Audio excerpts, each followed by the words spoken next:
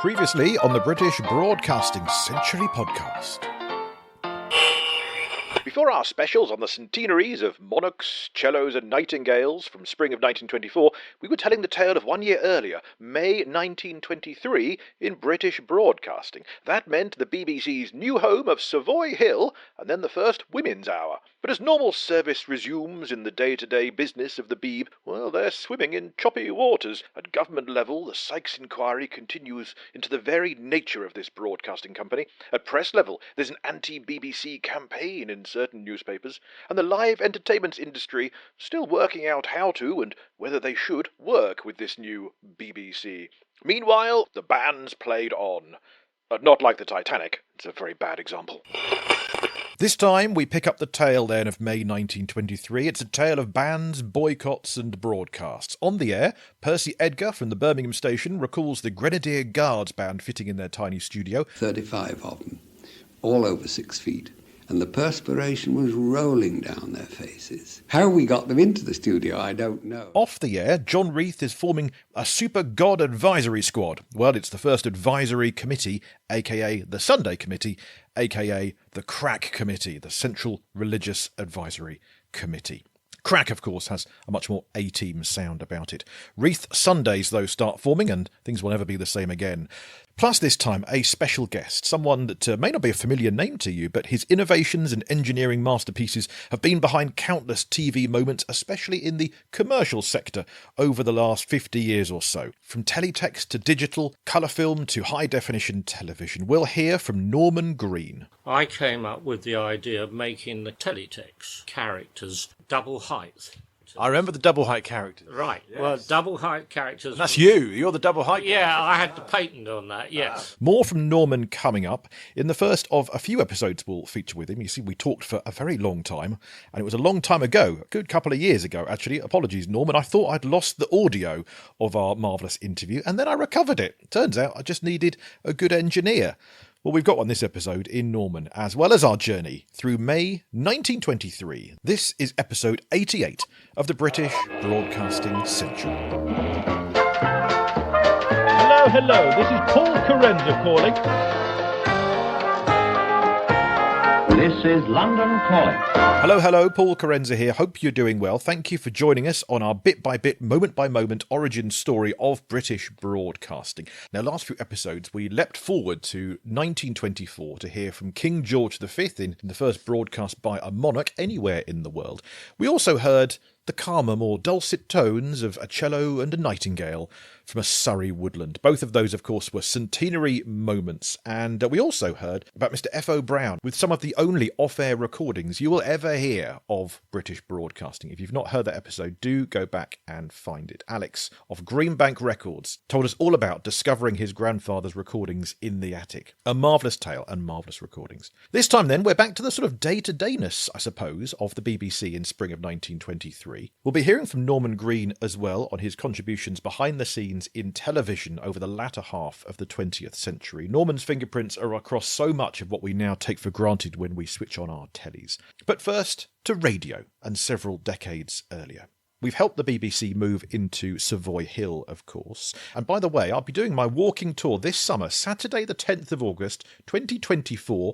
If you'd like to join me, do just register your interest and I'll tell you where and when. But basically, we'll be going from Broadcasting House to Savoy Hill through central London via Marconi House and Bush House and some little-known landmark venues, including the scene of the very first London broadcast that no one seems to know about, 1921. Well, you know about it if you listen to back episodes of this podcast. We mentioned it somewhere. But if you'd like to join me for this walking tour on Saturday 10th of August, email me paul@paulcarenza.com to register. It's pay what you want, and it's my first time of doing it, so it'll just be a bit of fun. We'll end up in the Savoy Tap Pub. That would be quite nice. And if that date has passed and you're wondering if I'll be doing it again, drop me an email, paul@paulcarenza.com, and we'll do it again on request, basically. Elsewhere, I'm on tour doing an evening of very old radio in Bedford in June, in Watford in July, in Frinton in August, in Sussex in the autumn. That's all 2024. For latest and future dates, head to paulcarenza.com/tour, and let's all get together and geek out about the earliest days of British broadcasting. For now, though, if you know anyone in Bedford or Watford, send them my way. Bums on seats, laddie, bums on seats. paulcarenza.com/tour, link in the show notes. Right, back to the podcast. Coming up next few episodes, by the way, election night specials, the Electrophone, and the first full Shakespeare on the BBC. All that to come, but this episode, it's May of 1923. So strike up the band. So 6 months in, it's still early days for the BBC. Listeners at home are pondering for themselves, what place does this BBC have in society, in their lives? It's still a minority of the population who are listening. And working out, is broadcasting a benefit? Is it a new nuisance to be welcomed, tolerated, or boycotted? Well, you get a flavour of some or all of these issues in the newspapers of the day, and they've been found for us by Andrew Barker, our newspaper detective. You can go on our Facebook group, British Broadcasting Century, and you can go back to May 2023. You will see Andrew's been posting full articles of what the paper said about the Beeb exactly 100 years earlier on a day-by-day basis. But let's look at a few then. 3rd of May 1923, the day after the first Women's Hour, the Daily Herald asked the question, will broadcasting be closed down? Listeners in dissatisfied at the poor fare offered. The wireless war is entering a new phase. The broadcasting company is not only in open quarrel with the theatrical managers, but is threatened with opposition by all branches of the entertainment profession. In addition, the company is undergoing an attack in connection with the whole problem of licenses, and alongside this, there is developing discontent among the listeners in, who are becoming very dissatisfied with the programmes now being offered. Or is that a partisan viewpoint of the paper? Well, a few days later, that will be countered. But for now, the paper reports, during the first few months of the wireless craze, the practice of listening in had all the fascination of an ingenious toy, but now that the novelty has worn off, the receiving sets are being less and less used. People are regretting having spent the money on them. I have an expensive receiving set, but I very seldom use it now, said a one-time enthusiast to me yesterday. The loudspeaker is like a bad gramophone, and one soon gets tired of listening in to common stuff poorly delivered. The headsets are better, but I'm no longer sufficiently keen to wear this instrument to listen in to the inferior stuff sent out nightly through the ether. A few days later that week, the Daily Herald reported on the question of whether they should use SOS messages on the BBC that had just been trialled. 5th of May 1923. Should the broadcasting of emergency calls be made a permanent feature? This question, raised by the recent successful effort of the BBC in calling a mother to her son's deathbed, was answered by Sir William Joynson Hicks in yesterday's parliamentary debates.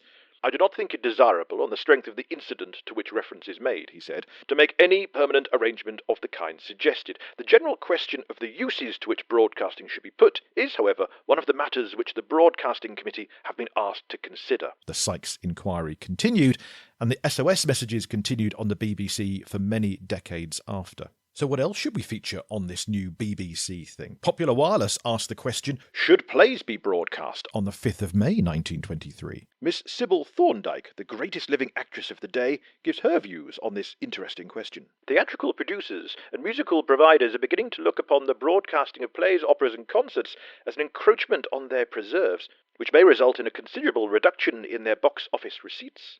Quite recently, a meeting was held in London of representative theatrical managers, authors and actors, and a resolution was passed against the broadcasting of plays, music, songs, etc. There are some managers and artists who take an opposite view and are inclined to regard broadcasting as a splendid advertising medium for their shows. Sybil Thorndike went on to say that she didn't think that broadcasting would affect the welfare of the theatre. Well, there's the acting itself, the personality of the player, the setting, the glamour of a well-filled house, the pageantry of pretty gowns from the women's point of view, which is not altogether lost on the male fraternity. Broadcasting advertises the play. I've been told that following upon the broadcasting of Polly, when it was at the Kingsway Theatre, the booking showed very healthy signs.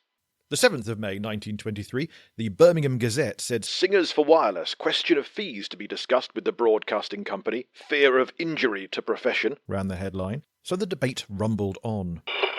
As for that Daily Herald article saying that the BBC was broadcasting poor fare, various letters to the editor arrived a few days later, 7th of May. I think it's very unfair to state, as is done in the Daily Herald, that listeners in are dissatisfied. To say that poor fare is offered is not in accordance with the results I have had during the last 6 weeks, said C. Camburn of Watford. H.C. Funnell wrote to say, I would suggest the public should demand to know why they are not able to get news, such as the boat race and cup final broadcast, while they are in progress. Also the theatres. If everyone paid for his licence in a legitimate way, I should think the BBC would possibly be able to make it worthwhile for theatre managers to have their plays broadcast. The letters continued. Readers and listeners loved it, wanted more news, more content, more of the same, generally speaking. Of course, the BBC's hands were tied in terms of broadcasting news. The press had the stranglehold on that. As for the broadcasting of plays, well, the 10th of May 1923, the Nottingham Evening Post had the headline, Entertainment Committee break off negotiations. Their issue was that the Sykes inquiry going on had a committee of a dozen or so people, but no one from the entertainment industry. Various MPs, John Reith was on there, but no one was there fighting the corner for the live arts scene. As a result, it was unanimously recommended that no constituent body or any member thereof should enter into any arrangement with the British Broadcasting Company, and no evidence should be tendered to the Broadcasting Committee on behalf of the entertainment industry unless and until the industry is represented on the committee set up by the Postmaster General. So now the entertainment industry's beef is with the government as well as with the BBC. They're just not being heard. The same article points out that the British Broadcasting Company have chosen Bournemouth as the broadcasting centre for the South Coast. Yet other articles that month tell us how the BBC was expanding under grand plans from Reith, executed by Chief Engineer Peter Eckersley and team. They were plugging the gaps in the land. That was Eckersley's chief aim at the time. There were, I think, 5 or 6 stations. Then we added Bournemouth. The policy, I suppose, was that we wanted broadcasting to be easily received by everyone. That is to say, we wished to establish over the whole of the British Isles a good signal-to-noise ratio. It's interesting that in that first respect I was opposed considerably by the radio trade. No, they said, we want to make it difficult for the people to receive on ordinary simple sets, because otherwise we shan't sell valve sets, and it's out of the valve sets that we shall make the profit. I told them something about the idea when you make a thing easy, you make a profit out of it, that only when the motor car was made so simple that even women could drive it, that it was then that the motor car became profitable. We would like to apologize for outdated attitudes in this archive clip. The podcast does not share such misogynist views. I once met a woman who was an excellent driver. So around the 12th of May, Bournemouth and Plymouth were mentioned in articles as getting BBC stations. On the 12th of May, the Daily News gave the latest on wireless plays coming to the radio, even though there's this theatrical ban going on. The first wireless play, arranged by the BBC independently of the theatres, will be Twelfth Night, to be performed for broadcasting purposes by Miss Kathleen Nesbitt & Co. in the company's London studio. The performance will last about 2 hours, and the experiment, if it succeeds, probably will lead to a new kind of travelling dramatic company who will tour the broadcasting stations. With that came Peter Eckersley's other pet project, simultaneous broadcasting, aka networking, sending one station's broadcast to all of them via phone lines. Now, of course, you need good kit for this and a lot of testing. So, although it didn't launch until August that year, simultaneous broadcasting, an interesting experiment, is to be carried out on Sunday afternoon between 3 and 4 o'clock. 12th of May 1923 in the Westminster Gazette. All the broadcasting stations are to be linked up by a landline with London 2LO, whence the material to be broadcast from all of them will be transmitted. It will be an instructive trial run, giving experience which will be invaluable to the BBC in cases where, for any reason, it may be necessary or expedient similarly to send out simultaneous messages. 14th of May 1923, the Dundee Courier told of the latest simultaneous broadcasting test, which it turns out was quite a laugh. Well, Peter Eckersley is involved. A listening-in comedy, fun at Marconi House. The programme was not a concert in the exact meaning of the word, but it was most decidedly rare entertainment. I heard a muffled voice announce, "Hello, hello, hello. This is the London station of the British Broadcasting Company speaking. Hello, hello, hello. This is 2LO. After another series of hellos and calls to Manchester, Birmingham, Newcastle, Cardiff and Glasgow, a few snatches of a popular song and a recitation of the alphabet backwards, the speaker at the microphone inquired of his colleagues in the studio, who apparently were listening in, if the signals were clear. "Rotten," was the reply, evidently not intended to reach the microphone. "Right, I'll try this one," continued the speaker. Whatever this one was, I know not, but then the signals came through clearly.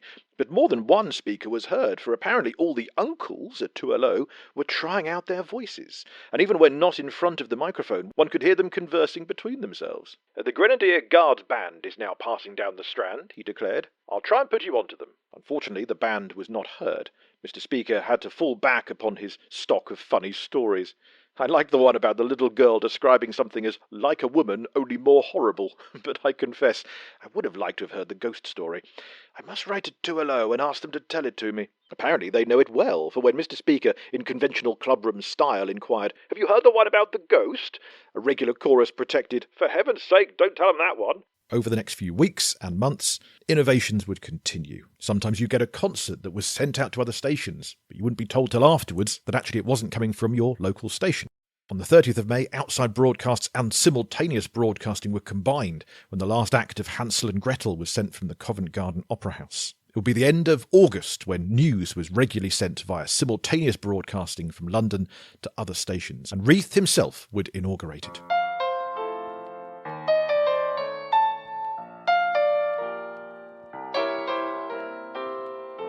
More of May 1923 shortly, including the Sunday Committee beginning. But let's whiz forward a few decades, shall we, and meet our special guest this episode. He's a man who's also worked in broadcasting and presented to world leaders, including Mitterrand, at the Élysée Palace to demonstrate the latest in digital television. He's worked in colour film, teletext, HD TV, digital. From the 1960s to the 1990s, you'd find him at EMI, ABC, ITV, IBA and other acronyms. He was the ITV network's first head of technology, and I sat down for a long and marvellous chat with the wonderful Norman Green. My father worked at EMI Research Laboratories, and he worked on the design of all the television cameras that EMI's ever made from 1936, from the original one.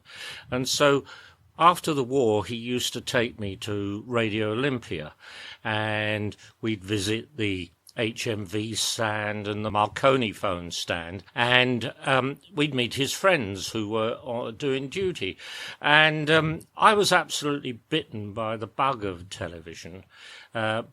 But we didn't have a television set until New Year's Eve 1948, so we missed the 1948 Olympics. That was when the BBC used to start at 8:30 at night and finish at 10 o'clock at night. And I used to come home from school and rush through doing my homework so I would be able to watch the television. If I was running behind time, I'd sit cross-legged in front of this 9-inch television, colouring in the maps for my geography homework or something like that. And then when I used to make tape recorders and things like that as a hobby. And then when I went to grammar school, and when I left, I didn't want to go to university, so I went on an HMC course at EMI Research Labs, and I wanted to work on television, but they wouldn't let me work on television. They said, all the work's been done in television, you've got to work in military. So for 5 years, I worked in military projects sort of thing. The one thing connected with television was that I actually helped design television cameras to go in the Black Knight rocket that was going to be fired off from Woomera sort of thing. So I did that. My father arranged for us to see one of his old colleagues at EMI, who was now director of studios and engineering at ABC Television, and we went to see Armchair Theatre being recorded one night. And after we'd seen it being recorded, the chap called Bernard Greenhead said to my father, well, you sit in my secretary's office, here's a scotch, and I'll have a talk with Norman about what he wants to do. And about 6 months later, a job came up at ABC Engineering Department, and I was interviewed for that, and I was offered the job, but I decided that it really wasn't what I wanted to do, because I wanted to do things with digital things, and so I turned it down. And luckily, about 4 months later, the guy who did digital stuff at ABC Television left, and I got his job, and so that's how I got into television, and I effectively sold my soul, but there we go. Okay, so forget military, television's where it's at. What sort of year was this then, and what shows were on at the time, and what state was television in at the time when you were starting there? Well, the television at the time was in black and white. ABC were doing various variety shows. They had Bruce Forsyth and Benny Hill. Of course, the famous program they did was The Avengers. But by that time, The Avengers was being made on film at Elstree with Diana Rigg and Patrick McNee. And I was sort of taken off doing digital work to help try and sort out the problems with colour film for television. And so one of the problems was that the machine that reproduced the film on television was called a telecine machine, and they were notorious for being very variable in the pictures that they produced, and they were very expensive machines. So I was charged with the thing of making something cheap that would simulate a telecine and that could go into the film studios at Elstree, and they could see the rushes and as they might appear on television, sort of thing. So that's what I did. So I went across to Elstree, and I did actually meet Diana Rigg and Patrick McNee, sort of thing. But we were all gearing up for colour television, right? And colour television probably was the most revolutionary step in television from the time it started in black and white. You know, they went from 405 to 625, and you'd look at the pictures, and at a normal viewing distance you couldn't really see the difference in the picture quality. But then suddenly, bang, colour was there. And if it hadn't have been, the BBC started in colour first on BBC Two, and they had a certain manufacturer's colour television camera, which was notoriously unreliable. And we were all getting very worried that when we put the colour cameras in the studios, we would have a lot of reliability problems. But along came a camera from EMI, which was called the 2001. And it very soon got the nickname as the cameraman's camera. Right. Because the lens didn't stick on the front of the camera, it was inside the camera. It in actual fact became the maintenance man's joy, because each camera at the BBC television centre, I was told, had one fault a month. Whereas in the black and white days, a friend of mine was a maintenance engineer at Rediffusion, and they used to have valves in their pockets, and during recording of the first half of the programme, a camera would go down, and then another one would go down. And in the commercial break, they'd rush into the studio.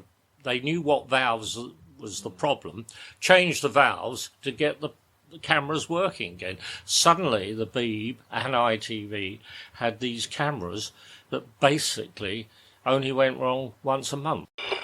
Norman Green returns later this episode to tell us about his innovations in teletext. Meanwhile, in May 1923... Back on the 14th of May 1923, 5IT Birmingham had a brass band in their tiny studio. Quite a small room, very heavily draped from floor to ceiling with blanket cloth to deaden sound, without any ventilation. It was like working in a hothouse. Its first station director, Percy Edgar, remembers it well. Oh, I must tell you that in the summer of 1923, we had the Grenadier Guards band to play in the studio, 35 of them, all over 6 feet. They were appearing at the Wolverhampton Flower Show, I remember. I knew the then conductor and asked him if he'd come over after they'd finished at Wolverhampton and broadcasting. They were playing Scheherazade, I remember, and the perspiration was rolling down their faces. And in a break in the programme, I said to the conductor, who, by the way, was Lieutenant Miller at that time, I said, look here, couldn't these chaps take some of their uniform off? They're obviously playing under great difficulty and discomfort. So he gave instructions for tunics to be removed. The tunics were removed and they went on with the programme, playing in their singlets and trousers. I asked Miller if he wouldn't do the same. He said no. He said it's unheard of. He said that a band conductor of His Majesty's forces should appear without his tunic. I said, you're not appearing. I said, you're only being heard. He said, I can't help that. He said, my tunic remains on. And he finished the programme with perspiration streaming down his face. I shall never forget that. Another time, Percy Edgar wrote of this. The amount of liquid refreshment required to revive them after the experience was prodigious. I presume he means beer. Those Grenadier Guards get everywhere. They were marching down the street in London just a day or two earlier, and they'd opened the Savoy Hill studios at the start of May. How we got them into the studio, I don't know. Eventually the drummer, with all his paraphernalia, was pushed through the studio door, and we had to lock it behind him to save him from falling out again. Of course, broadcasting in those days, it was a very casual affair.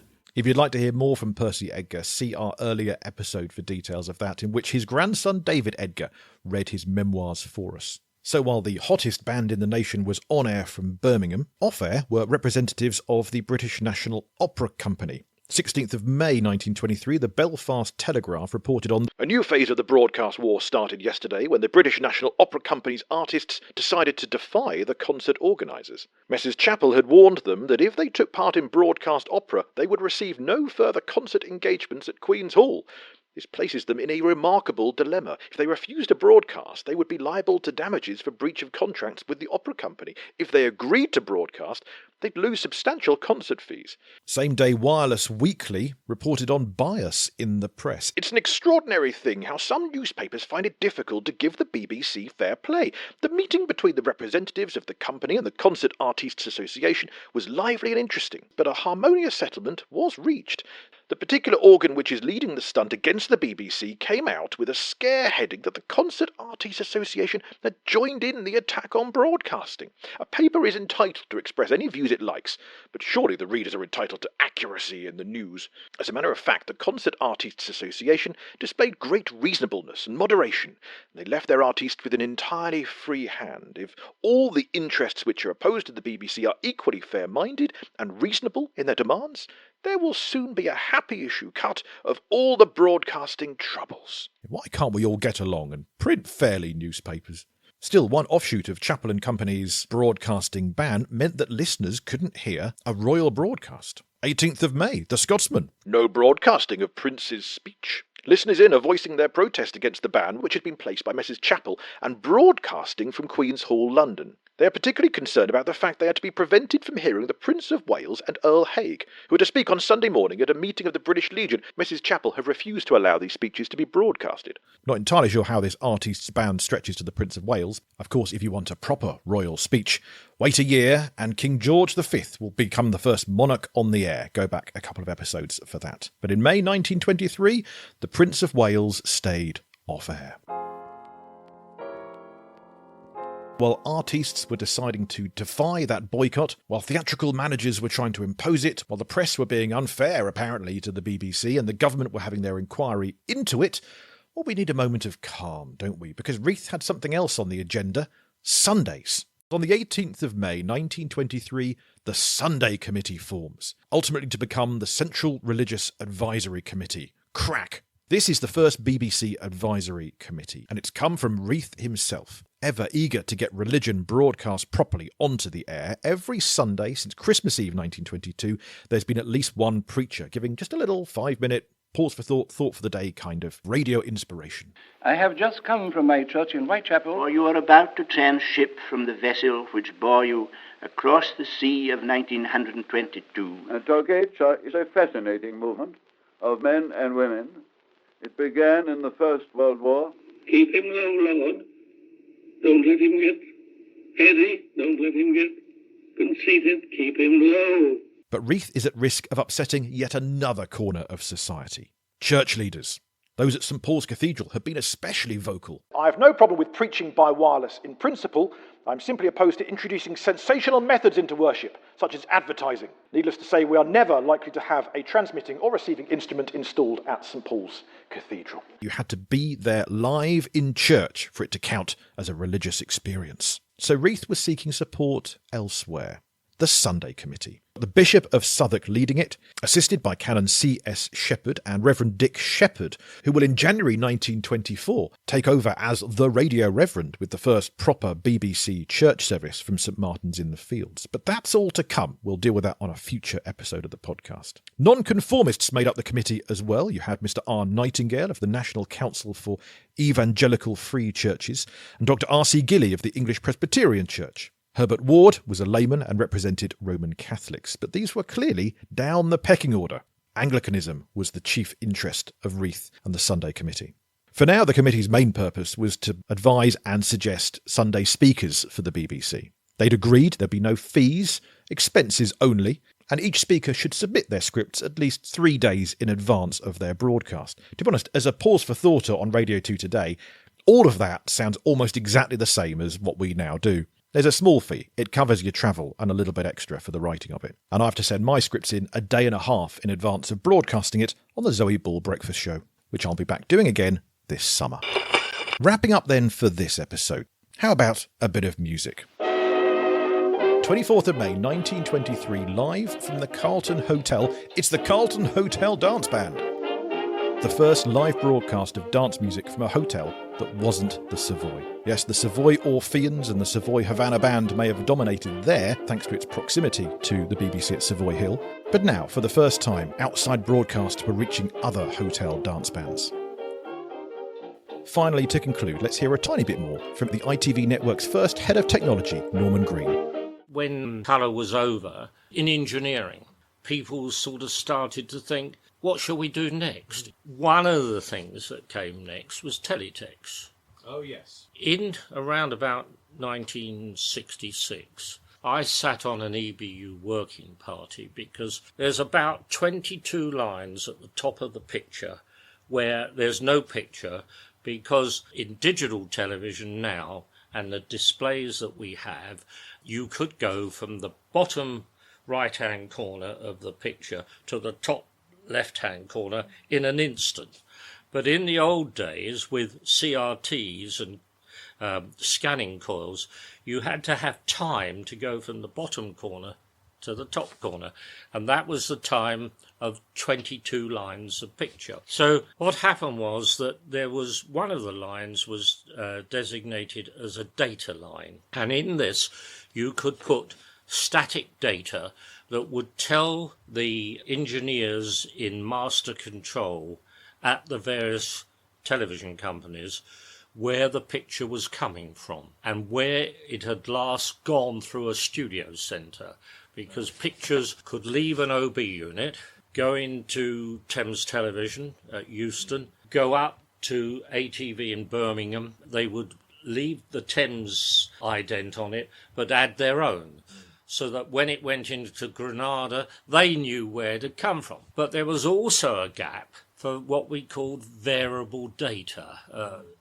sending words like computer words, ASCII words. There were several proposals to use it, but it was never really used until much, much later, when the advertisers on ITV were getting a little bit worried about the fact that did their advert actually go out? Right. Was it actually transmitted when the company said they would transmit it? So you're taking people's word for it, I suppose, aren't you? They say, oh, yeah. A logist word for it, you see. There was a person in every television company that spent their whole time looking at a television monitor and logging down the adverts that went out. Well, in fact, I can tell you, I've got a friend of mine, this is a more recent thing, a friend of mine whose job recently was to watch football matches and make sure that the people who've paid the money for the banners by the side of the pitch, how often they were being shown on the TV thing. The trouble is, my friend is such a football fan, he keeps being distracted by the football and losing track of Nike had enough? They've had enough, whatever. So he'll log it. So you can't trust a logist. I know a logist. You can't trust him. So we came up with an idea that where this piece in line 16 could have what we called variable data, we would put a code which would be transmitted, and the advertiser could have a decoder that would log up the time and the number of their commercial. But before that, in the early 70s, the BBC came up with a proposal for CFAX, and the IBA came up with a proposal for Oracle at the time. They were two different specifications. One was 32 lines of 40 characters, and the other one was they were two different things. And so British Radio Equipment Manufacturers Association got together the two sides and decided to knock the heads together, sort of thing. And in the end, we ended up with 24 lines of 40 characters a line. Okay. So you got this standard spec. It had one or two problems. We at ITV did quite a lot of research with people who had bad eyesight. And so I came up with the idea of making the characters double height. I remember the double height characters. Right. Yes. Well, double height characters. And that's you. You're the double height. Yeah, character. I had the patent on that. Yeah, but we had to give away our patents because for the British industry, we had double height characters, which of course was easier for people to read, but they were the same width. That worked very well, and teletext became quite a thing over the whole of Europe and what have you, and they even made a specification to cope with Chinese and the Japanese language sort of thing. So was it started here then? It entirely began here, because it's one of those things we take for granted, I think. It just appeared on our TVs. The IBA, the Independent Broadcasting Authority, said to ITV, we will build it for you, your system, for £250,000, you see, which in 1973-74 was a lot of money. So I went away and I went to the home of the forerunner of desktop computers, to Digital Equipment Corporation, who are based in Boston in Massachusetts. But they had a place here in Reading. They were so new, they only employed two people, a salesman and an engineer. They came up with a package that they could do it for $205,000, you see, and I added some extra costs on. I was seconded a member of staff from Thames Television, from ITN, from LWT, to help me test all the software when it was written and everything. And we had already come up with the concept that we would have an editing suite in ITN, actually in ITN. And in those days, there was no fast internet. We had a modem that communicated from ITN to LWT, where the magazine type part of Oracle was put together. It worked very well. People in the European Broadcasting Union liked it. Denmark, Sweden, I think Norway, Italy, they all bought the software that we developed. Later on, they decided to stop it because the only advertising, I'm not certain on this, something to do with teletext holidays. You could book your holidays. I mean, quite honestly, I did teletext until early 80s, because then I'd got other things to do like digital television in the studios and high-definition television. Norman Green will return to tell us about digital and high-definition TV. Thanks, Norman. And thanks Andrew Barker, our newspaper detective, for providing so much of this episode's 1923 news bits. Well, that's it for this episode. Thank you for joining us. Next time, though, there's an election coming up. Should we do a history of election night specials? We will. Join us, stay subscribed, and do rate and review us. Do join us on Patreon if you would like. It's all in the show notes. And all that remains to say is... The British Broadcasting Century is presented and produced by me, Paul Carenza. Original music by Will Farmer. Nothing to do with the BBC whatsoever. And any clips are so old we believe they're well beyond copyright. Do find us on social media by all means. Stay informed, educated, and entertained. And join us next time for a history of election night specials before we resume in May 1923 after that on the British Broadcasting Century.